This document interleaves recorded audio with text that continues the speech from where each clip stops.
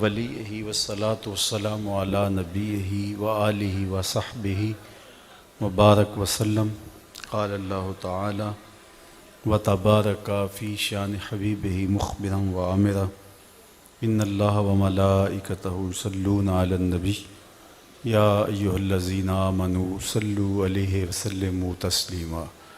اللہم صلی علی سیدنا مولانا محمد معدن الجود والکرم صلاۃ و سلاما علیکا یا سیدی یا رسول اللہ وعلی آلک و اصحابک یا محبوب رب العالمین۔ تمام حمد و ثنا، تعریف و توصیف اللہ جل مجدہ الکریم کی ذات و برکات کے لیے، جو خالق کائنات بھی ہے اور مالک شش جہات بھی۔ اللہ جل وعلا کی حمد و ثنا کے بعد رسول رحمت، شفیع معظم، نبی محتشم، حضور ختم المرتبت، اللہ کے پیارے، امت کے سہارے، رب کے محبوب، دانائے غیوب، مالک رقاب امم، فخر عرب و عجم، والی کون و مکان، سیاہ لا مکان، سید انس و جاں، سرور لالا رخاں، نیر تاباں، سر نشین مہوشاں، ماہ خوباں، شہنشاہ حسینہ، تتمہ دوراں، سرخیل زہرہ جمالاں، جلوہ صبح ازل، نور ذات لم یزل، باعث تکوین عالم، فخر آدم و بنی آدم، نیر بطحا، رازدار ما اوہا، شاہد ما طغا، صاحب علم نشرہ، معصوم آمنہ احمد مجتبیٰ، حضرت محمد مصطفیٰ صلی اللہ علیہ وآلہ وسلم کی حضور ناز میں اپنی عقیدتوں، ارادتوں اور محبتوں کا خراج پیش کرنے کے بعد واجب الاحترام، ذوی الاحتشام، عالی مرتبت، ذی وقار علماء کرام، حضرات سامعین، خواتین و حضرات، عالی مرتبت صدر مجلس ھذا، السلام علیکم ورحمۃ اللہ وبرکاتہ۔ جیسا کہ آپ نے میرے سے قبل آج کی اس تقریب میں مختلف خطابات سماعت کیے اور عصر کی نماز سے اس وقت تک یہ سلسلہ جاری ہے۔ اب تھوڑے وقت کے لیے کچھ باتیں آپ کے سامنے رکھنے کے بعد میں اپنی گفتگو کو سمیٹ لوں گا۔ اللہ جل شانہ میری زبان پر کلمۃ الحق جاری کرے۔ حضور نبی رحمت صلی اللہ علیہ وآلہ وسلم کے ساتھ ہمارا تعلق خاطر ہماری زندگی ہے، اور حضور کا ذکر خیر ہماری روحوں کی غذا ہے، ہمارے قلوب کی تسکین ہے، اور جب ان کا تذکرہ خیر سننے کو ملتا ہے یا یہ سعادت ہمارے حصے میں آتی ہے کہ ہمارے لبوں پر حضور کا ذکر آتا ہے، تو ہماری روحیں سرشار ہو جاتی ہیں، دلوں کے آنگن آباد ہو جاتے ہیں، اور یہ سرور انگیز لمحے اور یہ کیفیت مآب گھڑیاں ہمارے ایمان کی تراوت کا، تازگی کا سبب اور ذریعہ ہوتی ہیں۔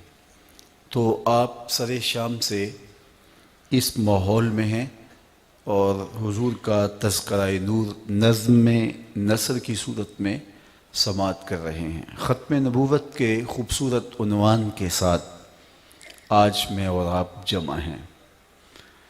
ختم نبوت میرے اور آپ کے آقا و مولا کی وہ شان ہے کہ جو صرف انہی کا مقسوم ہے اور حضور کے ساتھ ہی خاص ہے۔ حضور آخری نبی ہیں، اس میں کوئی شک نہیں ہے، اور حضور علیہ السلام سلسلہ نبوت کی آخری کڑی ہیں۔ اس کائنات رنگ و بو میں حضور کے آنے سے تکمیل ہو گئی، اور تکمیل کے بعد اب کسی اور چیز کی ضرورت باقی نہیں رہتی۔ تو حضور نبی رحمت صلی اللہ علیہ وآلہ وسلم اس کائنات کی ہدایت کے لیے اتنا جامع پیغام لے کر کے آئے کہ جو قیامت تک آنے والی نسل کی ہدایت کے لیے کافی بھی تھا اور ان کی ضرورتوں کا کفیل بھی تھا۔ مختلف انبیاء علیہم السلام جلوہ گر ہوتے رہے اور ان کے پاکیزہ وجود سے مختلف صفات کا ظہور ہوتا رہا۔ کسی میں جلال کا غلبہ تھا، کوئی جمال کا پیکر تھا، کوئی حلم کا استعارہ بن گیا، اور کسی کا پاکیزہ وجود لوگوں کو زندگی بخشنے لگا۔ لیکن یہ جتنے بھی اوصاف تھے اور یہ جتنے بھی کمال تھے اور جتنے بھی وصف تھے جو متفرق مختلف پاکیزہ اور خوبصورت پیکر جو اللہ نے تخلیق کیے اور دنیا کے اوپر مبعوث کیے، ان سے جن کا ظہور ہوا، وہ سارے کمال اور وہ ساری خوبیاں ایک پاکیزہ وجود میں جمع کر دیں، اور اس وجود مسعود کا نام محمد صلی اللہ علیہ وآلہ وسلم۔ اس لیے جب حضور جامع الصفات ہیں اور جامع الکمالات ہیں اور حضور کا پیغام کامل اور اکمل ہے، تو پھر کسی اور پیغام کی ضرورت باقی ہی نہیں رہتی۔ فَبِأَيِّ حَدِيثٍ بَعْدَهُ يُؤْمِنُونَ، اب کوئی اور پیغام اس کی ضرورت باقی نہیں رہتی، کسی اور وجود کی ضرورت باقی نہیں رہتی، کسی اور ہادی مصلح اور رہنما کی ضرورت باقی نہیں رہتی۔ باقیوں نے اس سے فیض لے کر کے، ان سے روشنیاں لے کر کے، انہی کے دیے ہوئے اجالوں سے زمانے کو روشنیاں دینی ہے، لیکن کائنات میں پھر دوبارہ اس انداز سے کسی کی ضرورت باقی نہیں رہتی۔ میں یہاں ایک بات آپ کے سامنے رکھنا چاہتا ہوں اور آپ کی توجہ مجھے چاہیے ہوگی کہ اللہ کے جتنے بھی نبی آئے ہیں، رسول اور پیغمبر آئے ہیں، اللہ نے کسی کی حفاظت اپنے ذمہ کرم پہ یوں نہیں لی جس طرح حضور علیہ السلام کی حفاظت اپنے ذمہ کرم پہ لی۔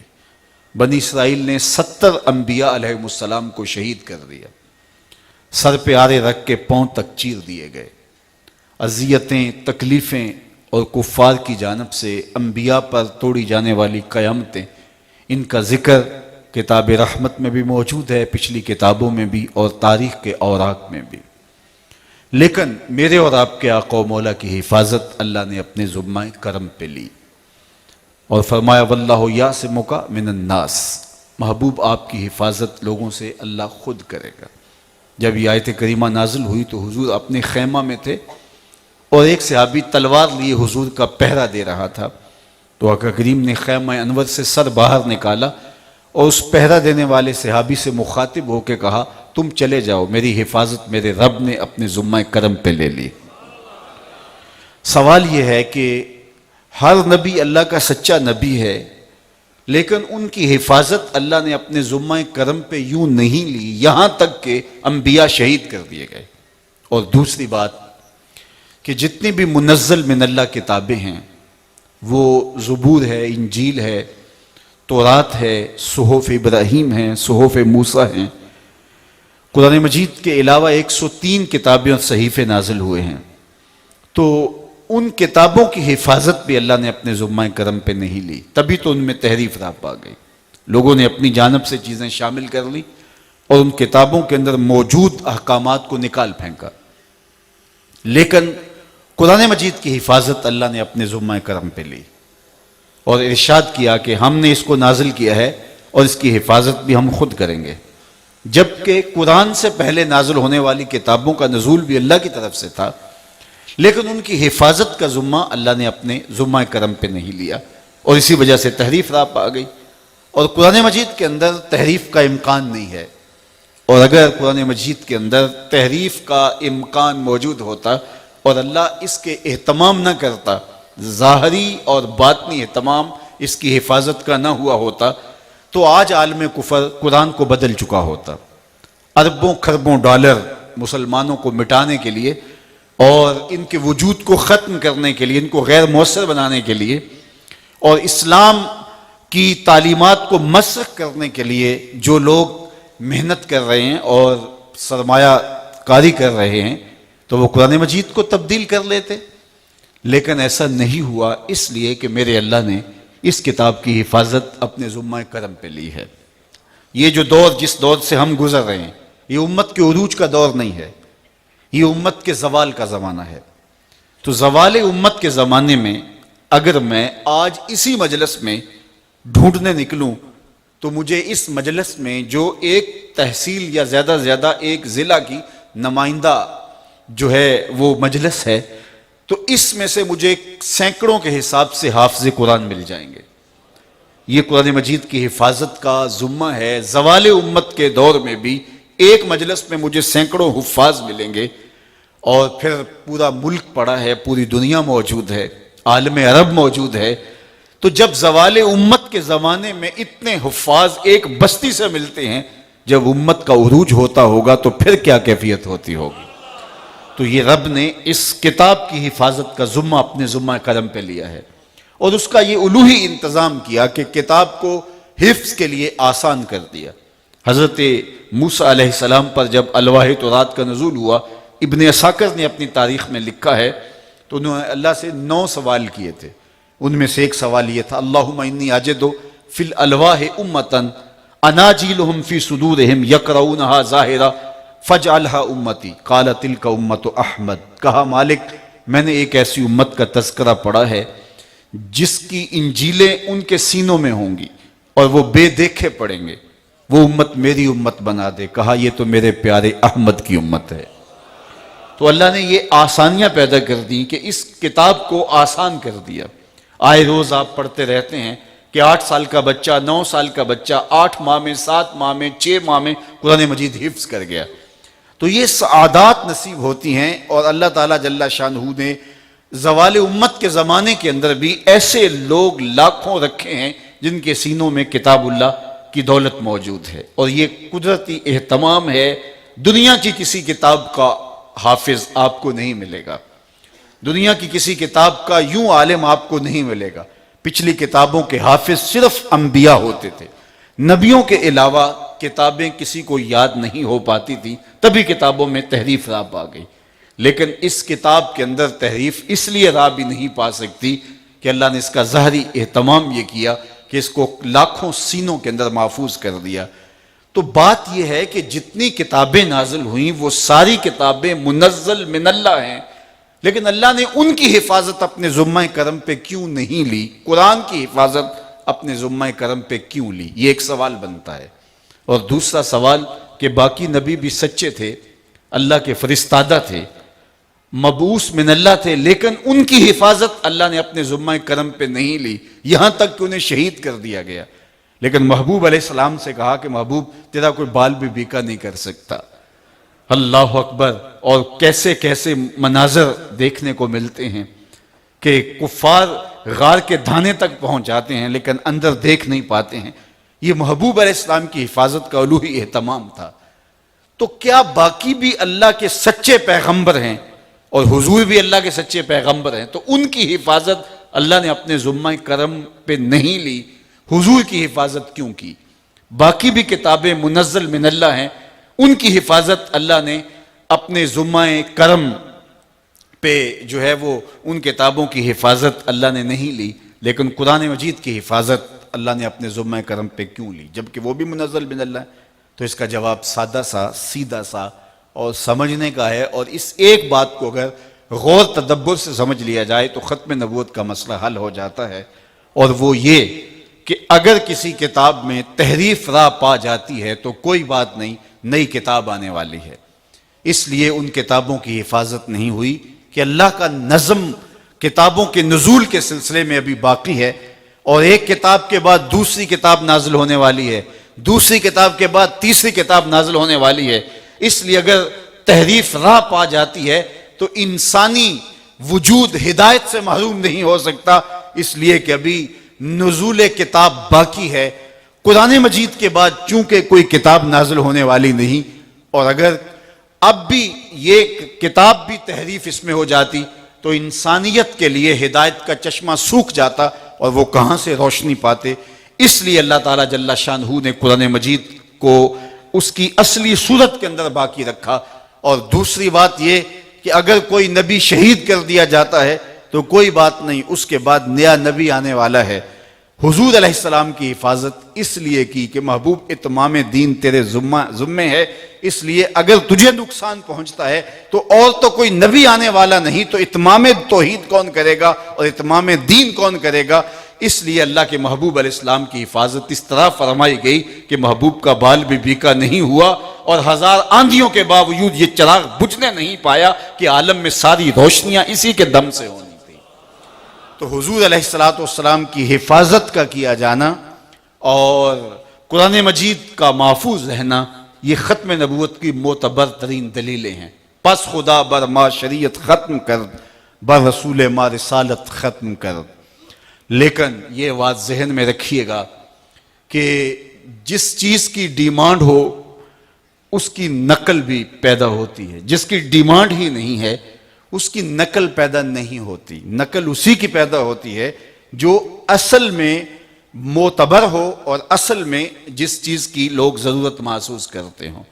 اس لیے حضور کے وصال کے بعد بلکہ حضور کے دور ہمایوں میں ہی مدعین نبوت پیدا ہونے لگے، اور انہوں نے دعویٰ کرنے کیا، اور میرے اور آپ کے آقا و مولا نے خبر دی مخبر صادق صلی اللہ علیہ وآلہ وسلم نے کہ میرے بعد 30 دجال آئیں گے جو کہیں گے کہ ہم نبی ہیں، اور فرمایا وہ کذاب ہوں گے، وہ جھوٹے ہوں گے، یہ ان کا گمان ہوگا۔ لیکن میں جو آپ کے سامنے جو بات رکھنا چاہتا ہوں، مختلف ادوار میں مختلف لوگ آئے، اسود انسی آیا، مسلمہ کذاب آیا، سجا نامی عورت، یہ تو دور رسالت ماب کی کہانی ہے۔ اس کے بعد مختلف زمانوں میں مختلف لوگوں نے نبوت کا دعویٰ کیا اور اپنے پیچھے اچھے خاصے لوگ لگا لیے، ان کے متبعین کی ایک اچھی تعداد بن گئی، لیکن اس کے باوجود ان کے منطقی انجام پر پہنچنے کے بعد ان کے جھوٹے ماننے والے بھی صفحہ ہستی سے مفقود ہو گئے۔ آج آپ کو پوری دنیا کے اوپر اسود انسی کا کوئی ماننے والا، اس کا جھوٹا متبع نہیں ملے گا۔ اسی طرح آپ کو مسلمہ کذاب کا کوئی جھوٹا متبع نہیں ملے گا۔ سجا نامی عورت جو کہ نبیہ ہونے کا ادعا رکھتی تھی، اس کا کوئی آپ کو جھوٹا ماننے والا نہیں ملے گا۔ ابو عبیدہ مختار ثقفی کا، جتنے بھی لوگ ہوئے مختلف زمانوں کے اندر اور جنہوں نے نبوت کا ادعا کیا، ان کے ماننے والے آپ کو نہیں ملیں گے۔ جب وہ صفحہ ہستی سے مٹ گئے، ان کے ناپاک وجود سے دنیا پاک ہو گئی، تو ان کے متبعین بھی خود بخود جو ہے وہ ختم ہو گئے۔ کیا وجہ ہے کہ دنیا کے اوپر 2 لوگ ہیں جو جھوٹے مدعیان نبوت ہیں اور ان کے ماننے والے بھی موجود ہیں۔ ایک پنجاب کا مسلمہ، وہ مرزا قادیانی، اور ایک بہاؤاللہ ایران کا۔ یہ 2 شخص ایسے ہیں کہ آج بھی دنیا کے اوپر بہائی موجود ہیں، پوری دنیا کے اوپر قادیانی موجود ہیں، مرزائی موجود ہیں۔ یہ جھوٹے مدعیان نبوت تھے، اور جب یہ منطقی انجام کو پہنچے اور ان کی اموات بھی بری طرح ہوئی۔ مرزا قادیانی کی موت سے کون بے خبر ہے کہ وہ کس جو ہے وہ خبیث جگہ پہ مرا اور کس ذلت کی موت مرا اور اپنے بدترین انجام کو پہنچا، اور اس کو اس بدترین انجام پر پہنچے ہوئے 100 سال کا عرصہ بیت گیا، اس سے زائد عرصہ بیت گیا، لیکن آج بھی اس کے متبعین موجود ہیں۔ جبکہ باقی بڑے بڑے مدعیان نبوت کے ماننے والے تھوڑی دیر کے بعد اس زمین سے وہ بھی جو ہے وہ چلے گئے، اور آج دنیا کے اوپر آپ کو ڈھونڈنے سے کوئی ملے گا۔ اسی طرح بہاؤاللہ ایران کا۔ تو بات یہ ہے کہ لوگوں نے جو ادعائے نبوت کیا تھا وہ اپنی خواہش نفس کی وجہ سے کیا تھا، اور وہ از خود کھڑے ہوئے تھے، اور جب وہ منطقی انجام کو پہنچے تو ان کے متبعین کا سلسلہ بھی دم توڑ گیا۔ لیکن یہ 2 نام جو میں نے آپ کے سامنے لیے ہیں، بہاؤاللہ ایران کا اور مسلمہ پنجاب مرزا قادیانی، یہ خود نہیں کھڑے ہوئے تھے، کسی منصوبے کے تحت ان کو کچھ قوتوں نے کھڑا کیا تھا۔ لہٰذا یہ اگر جو ہے وہ منظر سے ہٹ بھی گئے ہیں، تو جنہوں نے کروڑوں روپے صرف کر کے ان کو کھڑا کیا تھا اور جو ہے ایک گروہ کو انہوں نے جو ہے وہ امت کے اندر تفریق ڈالنے کے لیے کھڑا کر دیا تھا، تو وہ کبھی بھی اپنے پیسے ضائع نہیں ہونے دیں گے، تو انہوں نے پھر ان کو اس صورت کے اندر باقی رکھا۔ تو یہ ہمارے لیے بہت بڑا لمحہ فکریہ ہے، ورنہ ختم نبوت کانفرنس کو اہتمام کے ساتھ کرنے کی کیا ضرورت باقی رہتی ہے، چونکہ ہم میں سے کوئی ایک شخص بھی نہیں ہے کہ جس کے دل میں ادنا تأمل بھی ہو حضور کی ختم نبوت کے حوالے سے۔ وہ تو بالکل طے شدہ عقیدہ رکھتا ہے کہ حضور آخری نبی ہیں، لیکن بار بار اس کے لیے اجتماعات منعقد کر کے لوگوں کو شعور دینے کا مقصود کیا ہے، جبکہ ہر شخص کو جو مسلمان ہے اس کے سینے کے اندر یہ پختہ تر ہے، اس کی روح کی ایک پرت کے اوپر لکھا ہے کہ حضور آخری نبی ہیں۔ تو یہ تو طے شدہ بات ہے، بلکہ حضرت امام اعظم امام ابو حنیفہ علیہ رحمہ نے کہا کہ اگر کوئی شخص یہ کہے کہ میں مدعی نبوت ہوں، کو دعویٰ کرے نبوت کا، تو اس سے اگر کوئی شخص معجزہ طلب کرے تو وہ بھی کافر ہو جاتا ہے، اس لیے کہ اس نے اس امکان کو تسلیم کر لیا۔ ہاں، تعجیز کے لیے اگر کوئی عالم دین کرے تو وہ ایک الگ امر ہے، تو کسی شخص کو جو ہے وہ یہ حق بھی نہیں ہے کہ کوئی شخص کہے کہ میں نبی ہوں تو کوئی اس کو کہے کہ تو معجزہ بت دکھا، تو چونکہ اس کا امکان جب موجود نہیں تو معجزے کا طلب کرنا کیا معنی رکھتا ہے؟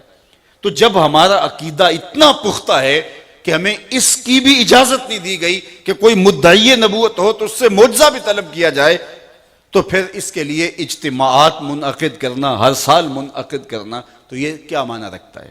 تو صاحب اس کے پیچھے دیکھیے، بٹیرا نہیں لڑتا، بٹیرے کے پیچھے استادوں کے ہاتھ لڑتے ہیں۔ تو یہ استادوں کے جو ہاتھ لڑ رہے ہیں، تو انہوں نے ہماری زندگی کو جو ہے وہ زیر و زبر کرنے کے لیے اور مسلمانوں کو ہر وقت جو ہے وہ ان کے عقائد سے دور ہٹانے کے لیے اور ان کو مضطرب رکھنے کے لیے ہمیشہ سازشوں کے جال بچھائے رکھے ہیں۔ ایک بدماش تھا، اس نے کہا کہ 4 چیزیں مسلمانوں کے اندر جب تک موجود رہیں گی تو مسلمان ناقابل تسخیر رہیں گے۔ ان میں سے سب سے پہلی چیز جو اس امت کو مرنے نہیں دیتی، وہ چیز جو ان کو ختم نہیں ہونے دیتی، یہ مٹ بھی جا رہے ہوں تو پھر بھی اٹھ کے کھڑے ہو کے انہی پاؤں پہ دوبارہ کھڑے ہو کے پھر دوبارہ میدان عمل میں اسی طرح موجود ہوتے ہیں۔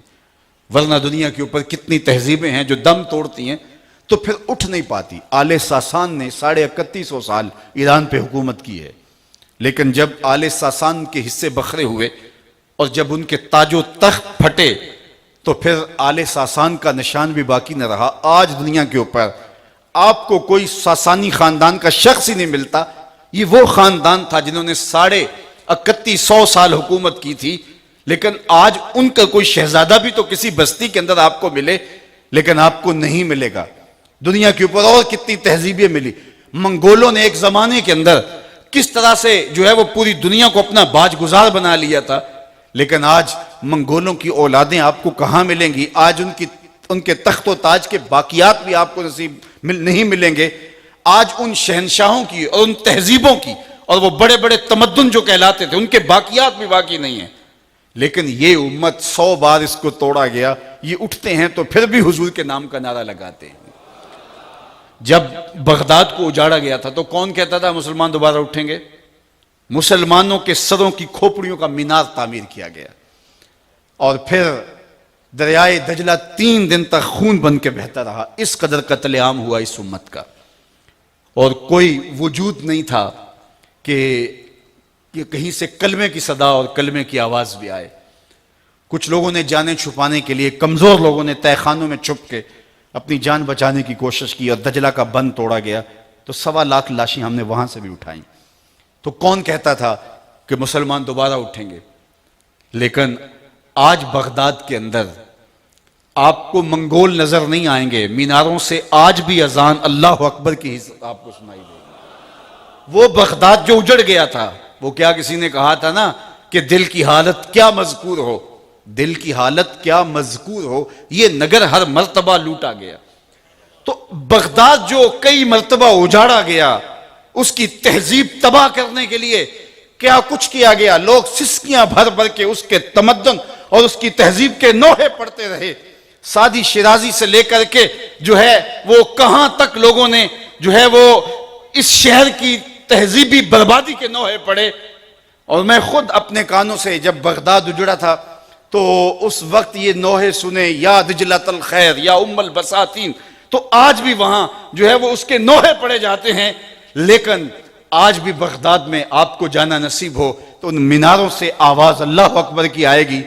تو اس وقت جب مسلمانوں کو توڑ دیا گیا، کھوپڑیوں سے مینار تعمیر کیا گیا، دریائے دجلہ 3 دن تک سیاہی جو ہے وہ خون بن کے بہتا رہا، اور جامعہ نظامیہ کی لائبریری دریا برد کر دی گئی تاکہ ان کا جو وہ ماخذ ہے وہ بھی باقی نہ رہے، لیکن مسلمان پھر بھی نہیں مٹے۔ اقبال نے کہا تھا تو نہ مٹ جائے گا ایران کے مٹ جانے سے، نشائے میں کو غرض نہیں پیمانے سے، ہے ایاں یورش تاتار کے افسانے سے، پاسباں کعبے کو مل گئے صنم خانے سے۔ ان اللہ یؤید ھذا الدین بید الرجل الفاجر، یہ اللہ تعالیٰ کا نظم ہے۔ تو یہ تہذیب کیوں نہیں مٹتی؟ تو اس نے کہا 4 چیزیں ہیں جو اس قوم کو مٹنے نہیں دیتی۔ سب سے پہلی چیز قرآن ان کو مٹنے نہیں دیتا۔ قرآن اگر باقی ہے، چونکہ جب کسی بھی قوم کی تھیوری باقی رہے، وہ مسخ نہ ہو، وہ غیر متبدل ہو، تو قومیں پھر دوبارہ اسی تھیوری پہ کھڑی ہو جاتی ہیں۔ یہاں میں ایک جملہ آپ کو اور کہنا چاہوں گا، اور باشعور لوگوں کو خاص طور پہ میں جو ہے وہ متوجہ کروں گا کہ اپنے اپنے نصابوں کی بجائے اپنے خطبوں کا نصاب قرآن کو بناؤ۔ جب قرآن تمہارے خطبوں کا نصاب ہوا، تمہاری فکر کا منہج قرآن سے ترتیب پایا، تو پھر تم دنیا کے کسی بھی کونے میں رہتے ہو اور ساری دنیا سے تمہارا رابطہ نہ ہوا، تو تم سب کی فکر ایک جیسی ابھرے گی۔ یہ گروہی جو ہے وہ تفرقہ بازی اور یہ تشتت، یہ افتراق، اس کو مٹانے کا واحد ذریعہ یہ ہے کہ آپ قرآن مجید سے جڑ جاؤ، چونکہ اس کی فکر کی وحدت کی وجہ سے جو ہے وہ تم ایک طرح کی قوم بن کے ابھرو گے۔ آج ہم اتحاد کی بات کرتے ہیں، اللہ کرے نصیب ہو، اور اتحاد و یگانگت نصیب ہو، لیکن میں آپ کو کہتا ہوں کہ آج تو جدید ذرائع ابلاغ کے باوجود بھی ہم اتحاد پہ نہیں آ رہے۔ ماضی میں ہمارے بزرگ اور صوفیاء اور امت کے مشاہیر، ان کا ایک دوسرے سے رابطہ بھی نہ رہا، سینکڑوں میلوں کی مسافتوں کی وجہ سے۔ بڑے بڑے بزرگوں کی کہانیاں پڑھتے ہیں، زندگی میں 1 ملاقات ہوئی، کسی کی 2 ملاقاتیں ہوئیں، بلکہ حضرت داتا گنج بخش علی اجویری کی کہانی پڑھیے، اپنے شیخ سے ایک ہی بار ملے اور پھر ساری زندگی ان کی تعلیمات پہ زندگی گزارے۔ اب مجھے بتائیے کہ کتنے لوگ ہیں کہ جو ایک مرتبہ اپنے شیخ سے ملے، ایک مرتبہ دوسرے اپنے دور کے ہم اثر سے ملے، یا ان سے بھی ملاقات نہ ہوئی، لیکن جو جہاں بیٹھ کے بھی تربیت کرتا رہا، سب ایک طرح کی پروڈکٹ ایک طرح کی تیار ہوتی رہی۔ کیوں؟ اس لیے کہ جس نصاب سے وہ تیاری کر رہے تھے وہ سب کا نصاب ایک تھا، اور وہ غیر متبدل کتاب قرآن مجید تھی۔ اور جب میں اپنا نصاب خود قرار دوں گا اور خود ترتیب دوں گا، آپ اپنا نصاب خود ترتیب دیں گے، تو پھر اس کے نتیجے کے اندر جو ہے جو نتائج نکلیں گے، جو اس کے جو صورت گری ہوگی وہ بھی مختلف ہوگی۔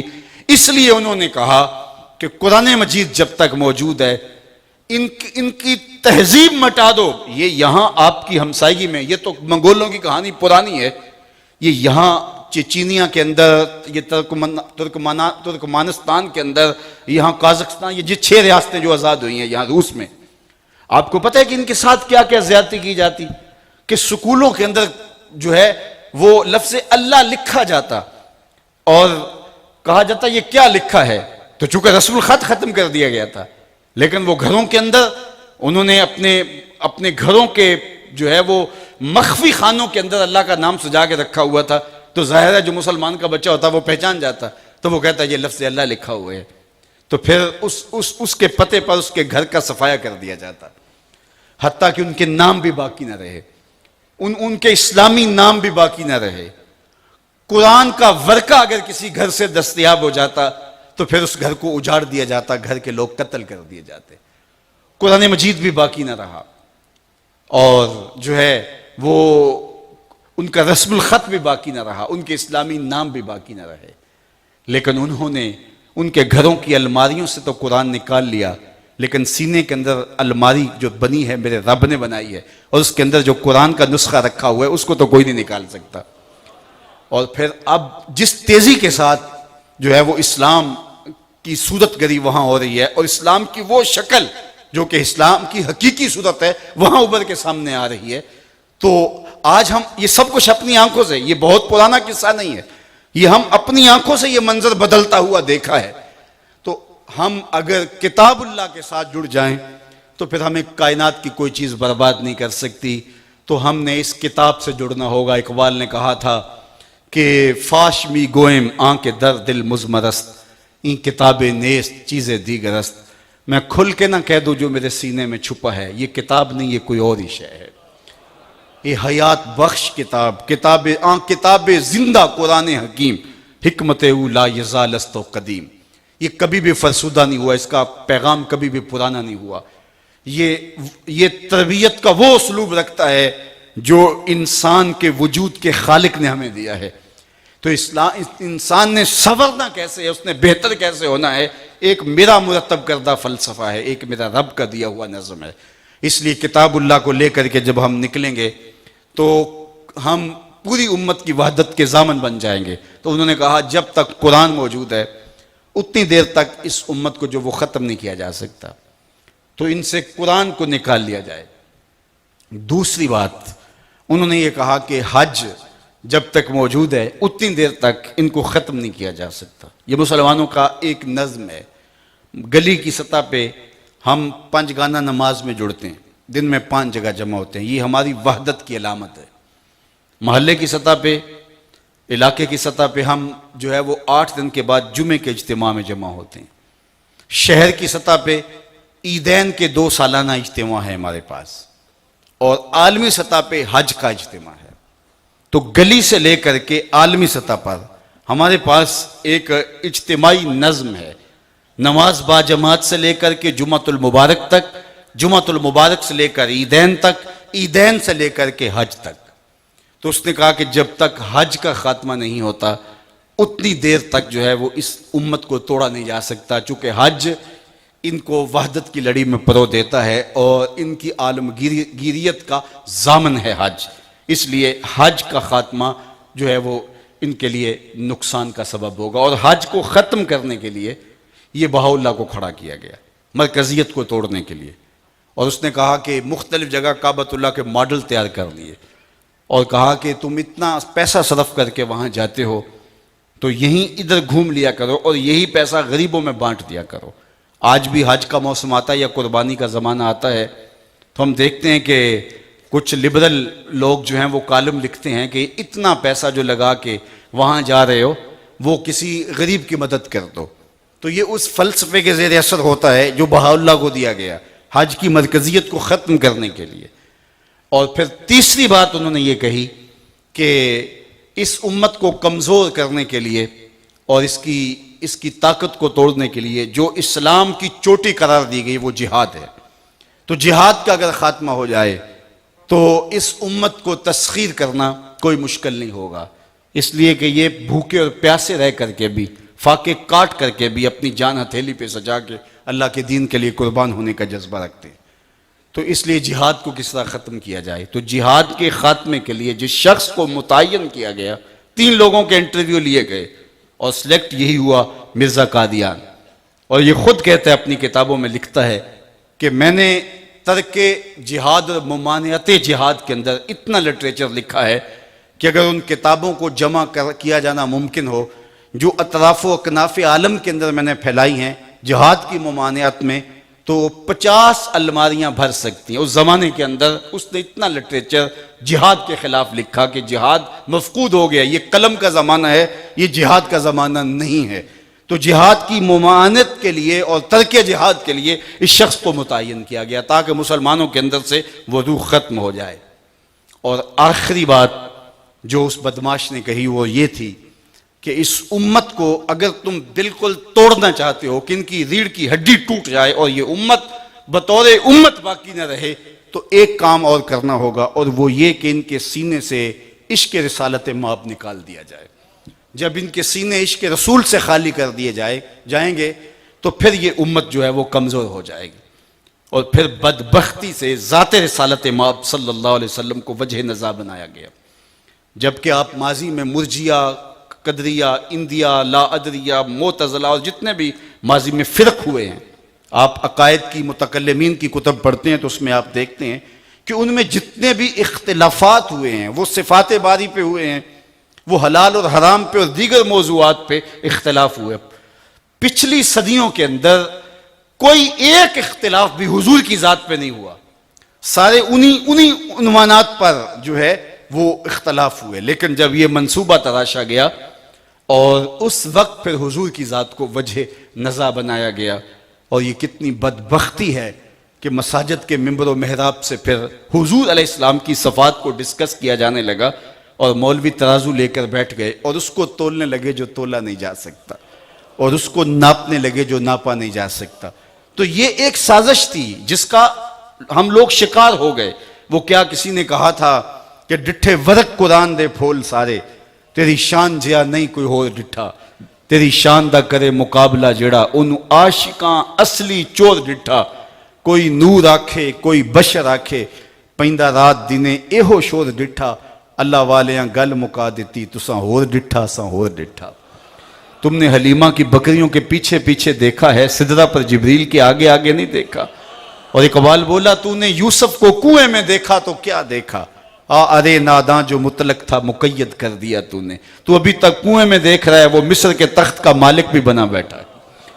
تو یہ بدبختی تھی۔ تو ہمارے سینوں سے حب رسول کو نکالنے کے لیے یہ سازش کی گئی کہ حضور کی ذات کو وجہ نزا بنایا گیا۔ اسر ابن عباس کو کہاں سے نکال کے لایا گیا، اور پھر اس امت کے اندر سب سے پہلے فتنہ جو ذات رسالت ماپ پہ جو نزا کھڑا ہوا وہ اسی بنیاد پہ کھڑا ہوا۔ یہ کہانی دردناک بھی ہے اور لمبی بھی ہے، لیکن میں آپ کی توجہ دلانا چاہتا ہوں کہ دور موجود کے اندر یہ جو بار بار خاکے تراشے گئے، مغرب یہ چاہتا ہے کہ بار بار ایک چیز کو بار بار سامنے لا کر کے ان کے سینے کے اندر جو محبت رسول کی چنگاری ہے اس کو بجھا دیا جائے، لیکن مغرب یہ بھول گیا ہے۔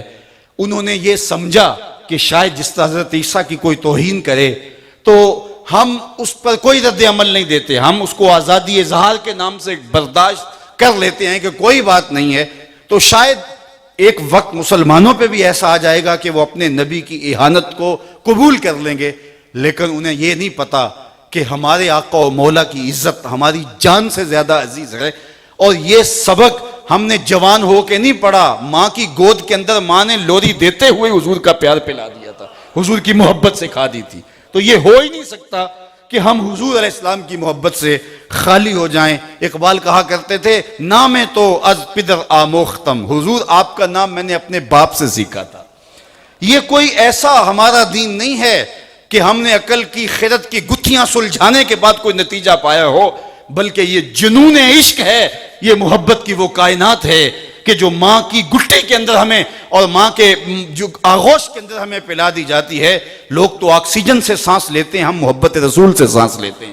ہمارا جینا مرنا حضور کے لیے ہوتا ہے، اور ہماری زندگی کا ایک ایک لمحہ حضور کے لیے ہوتا ہے۔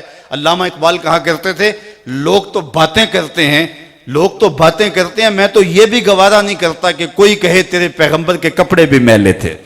ہم تو حضور کے ساتھ یہ والہانہ محبت رکھتے ہیں، یہ الفت کا رشتہ، اور یہ الفت کا جہاں ہمارے سینوں کے اندر جو ہے وہ آباد ہے، تو حضور کی محبت، حضور کا عشق اور حضور کا پیار یقیناً میرے صاحبوں ہمارے لیے سرمایہ حیات ہے۔ لیکن میں ایک بات آپ سے اور کرنا چاہوں گا، اور میری گفتگو اختتام کو پہنچ جائے گی۔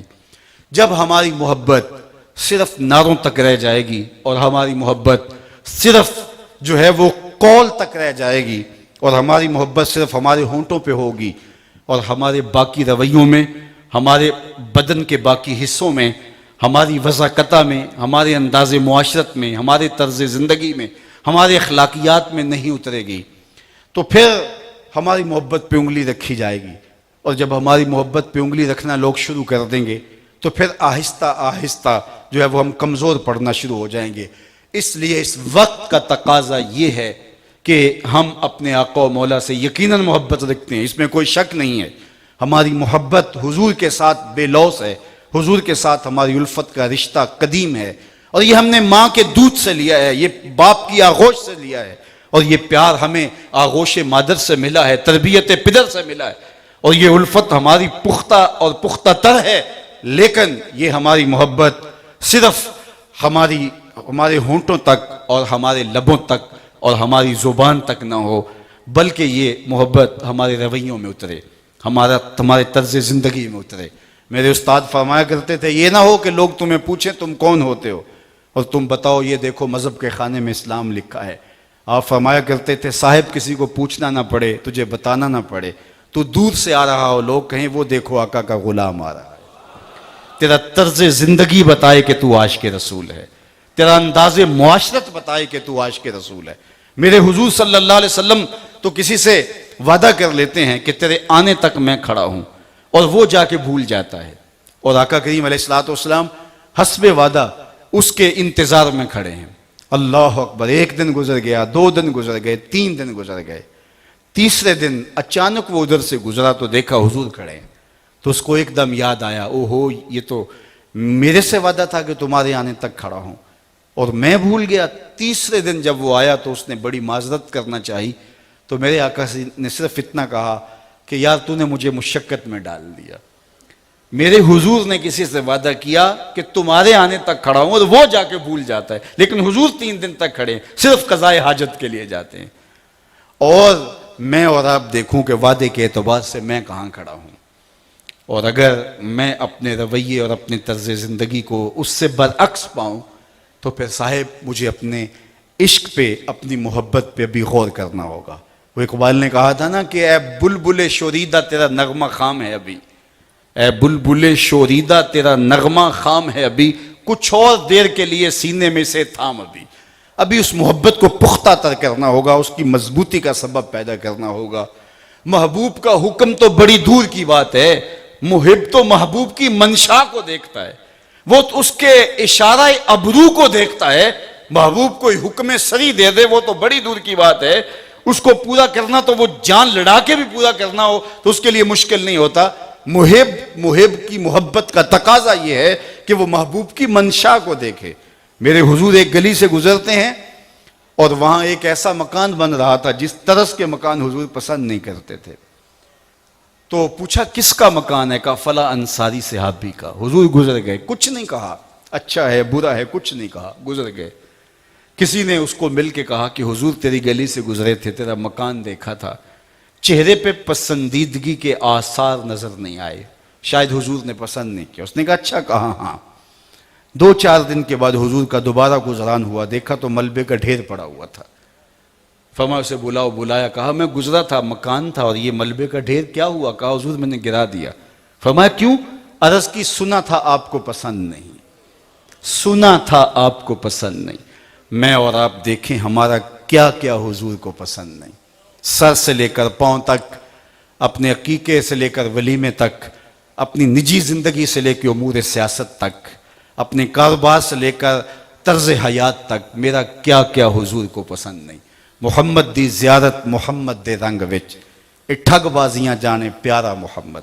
آئیے میں اور آپ اپنے آپ کو حضور کی محبت کے سانچے میں ڈھال لیں، اس انداز سے رہیں کہ ہم دور سے پہچانے جائیں کہ ہم حضور کے غلام ہیں اور حضور کی عاشق ہیں۔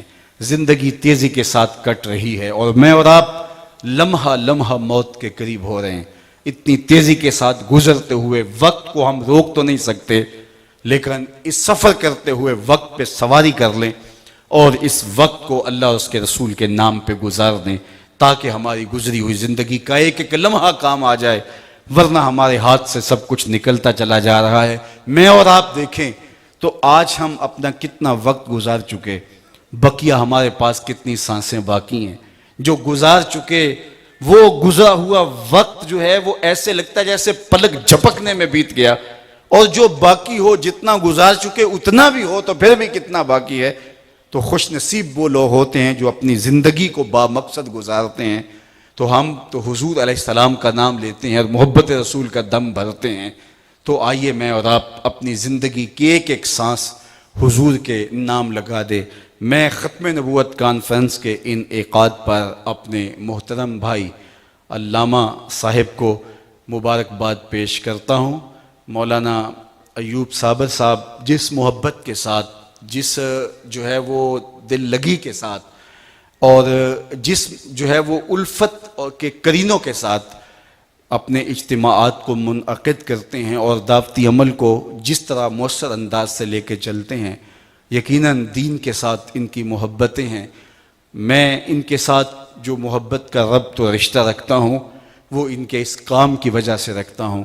اللہ تعالیٰ ان کو صحت بھری زندگی سے نوازے اور ان کے ساتھ جو بازو ہیں ان کو اللہ مضبوط کرے، اور جو ادارے یہ قائم کر رہے ہیں جو ہمارا کرنے کا کام ہے، اللہ ان کو ہمیشہ آباد رکھے، اور جو ان کے معاونین ہیں ان کو جزائے خیر عطا فرمائے۔ میری گفتگو سے قبل جس دردمندی سے اور جس محبت سے انہوں نے اپنے مرشد گرامی علیہ رحمہ کا ذکر کیا اور ان کے لیے فاتحہ کا خاص طور پہ کہا گیا، تو یقیناً جو ہے وہ ایک مرید کا اپنے شیخ کے ساتھ یہی تعلق اور یہی محبت کا ربط و رشتہ ہوتا ہے۔ میں چاہوں گا کہ دعا سے قبل آپ ایک مرتبہ سورہ فاتحہ اور 3 مرتبہ سورہ اخلاص اول آخر دوشی پڑھ دیں، تاکہ ان کی روح کے اصال ثواب کے لیے پیش کیا جا سکے، تاکہ ان کی روح خوش ہو۔ ہر سال وہ اس تقریب میں شامل ہوتے، دعائیں دیتے، آج ان کی روح یقیناً ہمارے پر خوش ہوگی کہ ہم نے ان کے جانے کے بعد بھی ان کے مشن کو باقی رکھا۔ اللہ تعالیٰ ان کے خاندان کو اس صدمہ جانکاہ پہ جملہ مریدین کو اور ان کے تلامذہ کو توفیق صبر عطا فرمائے۔ وآخر دعوانا ان الحمدللہ رب العالمین۔ بسم اللہ۔